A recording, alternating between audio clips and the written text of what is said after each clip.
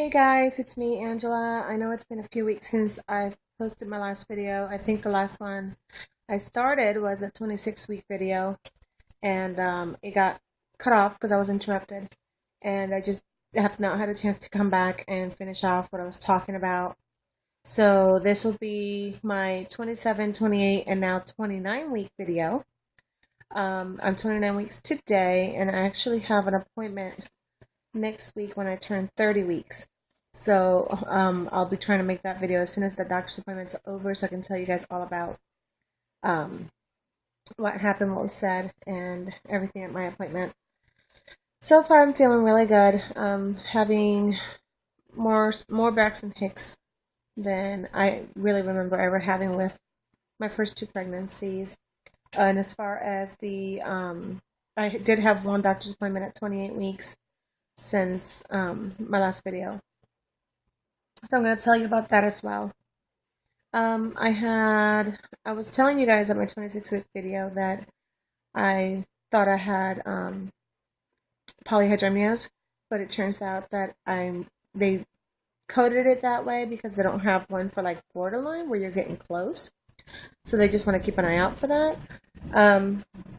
Well, it turns out that the baby was producing more amniotic fluid because my sugars had been getting a little bit out of control, but now they're doing a lot better with my insulin changes. I don't know if I already told you about that or not, so I'm just going to reiterate what I said, if I said it. My insulin dosage was changed. I went from 10 units at bedtime of Levemir to 15 units at bedtime of Levemir, and 3 units of Humalog at before dinner time, 10 minutes before dinner, because my dinner sugars were pretty high and my fasting ones were starting to go up. So my breakfast and lunch ones were pretty good. So we're just trying to control it where it's losing control. I've been feeling a lot better since my dosage changed, so I think it was time for that to happen. When I went to my 28-week appointment, I actually went there kind of anxious about my measurements, hoping that the my uterine size had improved, gotten closer to what it's supposed to be since my sugars have been stabilized. Um, I don't see the ultrasound tech until May 7th, so I won't know what my amnio AFI is. It was 21 at my last ultrasound, which was on April 9th. So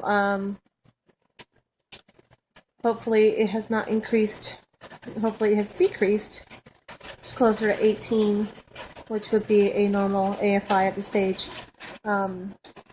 Official polyhydramnios would be at 25 or more AFI. So, or an AFI of 25 or more, I should say. We use that correctly. So basically, let's see. At my doctor's appointment, so I went in. I was anxious. I wanted to see what my measurements were. We listened to the heartbeat. We talked a lot about the adjustments on the insulin, how my sugars have been acting since then. And wouldn't you know it, the midwife forgot to measure me. And I forgot to ask her.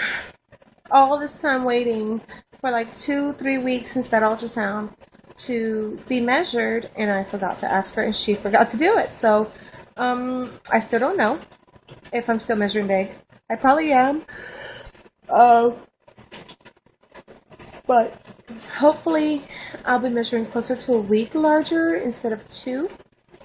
I tend to always measure big anyway because I don't carry small babies. I never have. I mean, I think I've told you guys before, my son was born at 37 weeks, 5 days. So he wasn't even 38 weeks yet. And he weighed 8 pounds, 13 ounces. And he would have been over 10 pounds. And I think I had gestational diabetes with him, but it was never diagnosed. I think I may have developed it like shortly after the test. And then with my daughter, I had her at 39 weeks. It was a scheduled C-section, and she weighed 8 pounds, 8 ounces. So let's see. Hopefully this baby will be in the 8-pound range, won't go into the 9-pound range. That's my goal. Also, at 37 weeks, I'm gonna start doing everything in my power to get her to come out. So hopefully, because she'll be measuring bigger, my uterus will think that I'm closer to 40 weeks and start labor on its own. Because after a certain size, it just can't grow anymore, so it starts trying to get rid of whatever's inside. So hopefully that'll be the case. Hopefully that won't mean that she'll be so big that I won't be able to deliver vaginally. Um, Sorry, guys. So I had the doctor's appointment. I also signed off on all the paperwork regarding VBAC, my attempt at a VBAC, and they asked me a lot of questions which I really didn't have answers for. I hadn't really thought about it.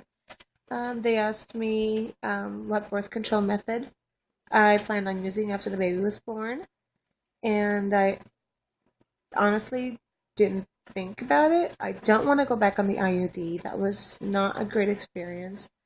I don't want birth control pills or hormones because they mess with me in a negative way. I don't do hormones very well, which is why I had the non-hormonal IUD for 6 years. Um, but I don't know that I'm ready to have my tubes tied. It's not a discussion I've really had with my husband. I am 34 years old. So theoretically, I should have them tied, but I don't know. I don't know that I'm ready for that. I don't know that I feel like I want to do that. Um, it's always easier to think, well, if your partner gets it done, it's quicker, easier, and cheaper. But at the same time, I don't know. I mean, as far as we know, we're going to be done after this baby.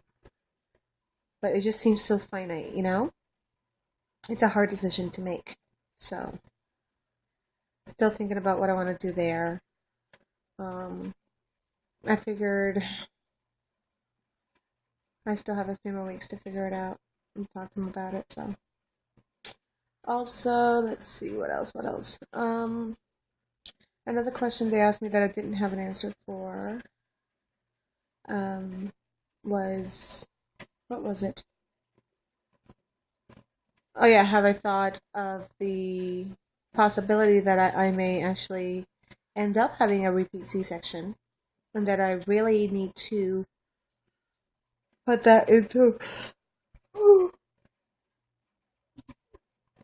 excuse me, put that into my plans, my birthing plan of consideration, because they don't want, like, they'll let me attempt labor, but if there's any sign of bleeding, distress, or anything out of the norm, or any kind of stalling, labor to progress, failure to progress, or anything like that at all, I'm going to be in instant C-section. So um, I'm hoping that that's not the case. My sisters have all had successful vaginal deliveries and rather quick labors. So I'm hoping that that's my case. But I don't know because I've never labored. I have 2 children and I've never labored. I've never even had a contraction, like a real contraction. I've had Braxton Hicks left and right. I know what those feel like. The ones I'm having with this pregnancy actually have a little bit of achiness to them, which never happened with my first two. Um, like I can actually feel it coming on. I feel a little bit of soreness. I mean, it's nothing major, but I'm just like, oh, that's a Braxton Hicks coming, and I can just sit and relax and try to, just relax through it. I don't really need to like breathe through it, or I don't have to stop walking or stop talking or anything like that. I mean, they're not painful; they're just a little sore, which is different with this pregnancy. Um, so I'm gonna show you guys my belly, not without clothes on, because you don't get to see that. But I am 21 weeks now, so let's see if I can get a good shot here. Alright, let's see here. Here we go. So there's my 29-week belly. Okay. There it is. So 29 weeks. Um, officially today, so that's cool. I signed up for the hospital tour. I was supposed to go on Monday, and I totally forgot about it. So I had to sign up again for next Monday, which kind of sucks. They don't do weekend tours, and they don't do the only days they do is Monday, Monday evenings and Friday evenings. I'm sorry, Mondays and Thursdays. They don't do any morning ones or anything like that, which kind of stinks because my husband works nights. So 7 o'clock in the evening is 7 a.m. for him. So that's the time where he's still asleep. He gets up 7:45 and is at work by 10. So, um, but I also signed up today for a birthing class, which I'm excited about. I never attended a birthing class with either of my other children. Um, this one was awesome because it's free. And the hospital I'm actually delivering at is they do a birthing class, but they charge $65, where the one I found at the other local hospital is free. So I'm gonna go to that. You don't have to deliver there to go to the birthing class, so whatever. Just go. Um, let's see. Just want to make sure I don't forget anything. I've been trying to make this video for a while now.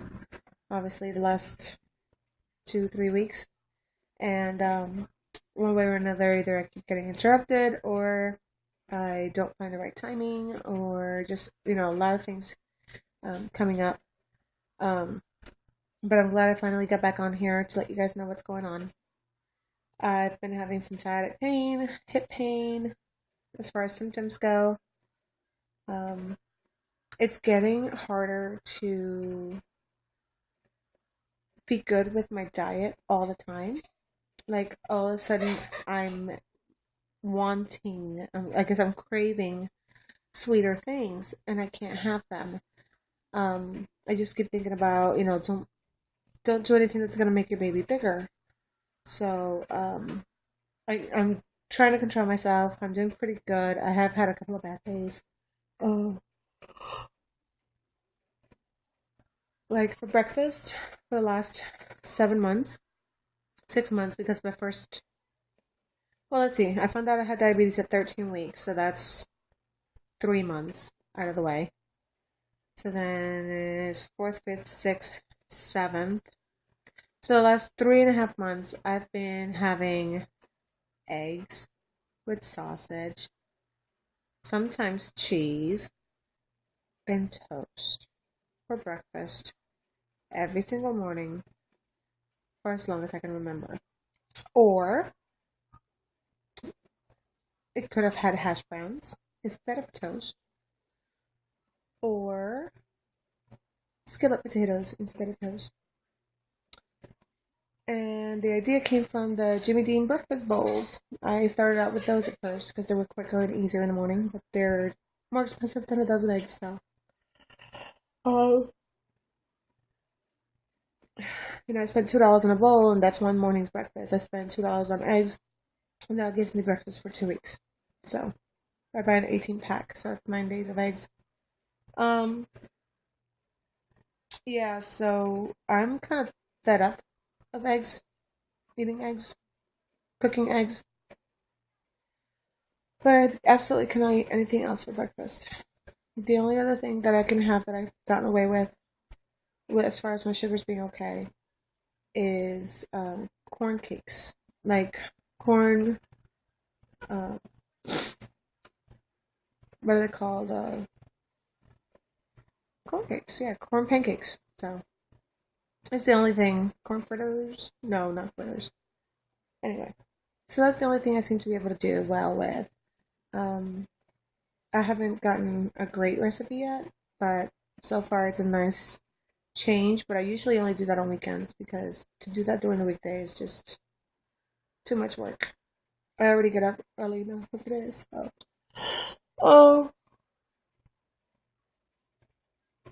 sorry guys. I must be boring myself, and I'm sure I'm probably boring you. But there was a lot to cover in this video because the last one was so long ago and it was totally interrupted. So, I don't have any other symptoms. I'm feeling really good otherwise.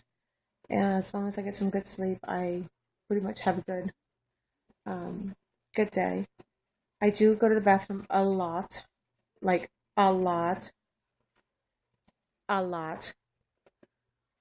Okay. I mean, I'm constantly going to the bathroom. Sometimes I can go as many times as 7 times at night. The least amount I will go at night is once. The average is 3. So sleep isn't always sleep is a luxury that I don't always get to have. So yep, that's about it. If I forgot anything, let me know. Put it in the comments below. I don't really think I have much else. Oh yeah, one more thing. And I really need you guys to help me with this, okay? So please, please, please reply with comments and tell me what you think. I was initially wanting to name this baby Sophia. Now, that after I kind of got my heart set on that name, I found out that it is not only the #1 name being used this year in the country, but the cartoon that's out for it, and it even spells it the same way I wanted to spell it, with an F. That's kind of annoying because I don't want anybody to think I named my daughter after a cartoon character. But nothing else seems to have a nice ring to it that I like. But I don't want to do it because I don't want my child to go to school with 15 other Sophias. I don't want her to be Sophia number 5 in her classroom. Okay, so I want her to have a nice, unique, beautiful name that is easy to spell. I'm not going to give her any headaches in kindergarten. Has a Spanish flair to it because I am Spanish. My husband is not. So I want the baby to have a nice little, it has a Spanish ring to it, like my daughter Michaela. We actually spelled it with a Spanish spelling, and it's actually pronounced Micaela, but for English sake, we just say Michaela. So I just want something a little bit more unique. And I was thinking about Kylie because my husband's name is Kyle and he doesn't have a junior. So Kylie is also a very nice option. Although I've seen that name a lot, I have not seen the spelling that I want for a long time. So I'm hoping that that in its own will be unique, even though it doesn't have a Spanish flair. I'm willing to give that up for a less common name. So if you have any other suggestions or ideas for names, put them in the comments below and let me know. Okay? Or email me. You can just yeah, well, if you comment to this, it'll get to my email. So just wanted to run that by you guys and see what you think. Let me know.